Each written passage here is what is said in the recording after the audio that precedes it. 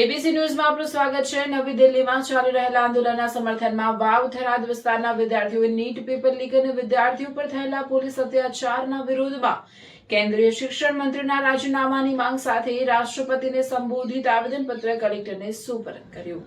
વિદ્યાર્થીઓએ જણાવ્યું કે નીટ પેપર લીકથી લાખો વિદ્યાર્થીઓના ભવિષ્ય સાથે ગંભીર અન્યાય થયો છે। સાંજે જંતર મંતર ખાતે શાંતિપૂર્ણ વિરોધ કરી રહેલા વિદ્યાર્થીઓ પર થયેલી પોલીસ કાર્યવાહીની અટકાયતની નિંદા કરી આવેદનપત્રમાં મુખ્ય માંગણીઓમાં કેન્દ્રીય શિક્ષણ મંત્રી ધર્મેન્દ્ર પ્રધાનનું રાજીનામું, નીટ પેપર લીક કેસની સીબીઆઈ દ્વારા નિષ્પક્ષ તપાસ, દોષિતો સામે કડક કાર્યવાહી, વિદ્યાર્થીઓ સામે નોંધાયેલા પોલીસ કેસ રદ કરવા અને દેશના વિદ્યાર્થીઓના ભવિષ્યની સુરક્ષા માટે નક્કર પગલાં ભરવાની માંગ કરવામાં આવી છે।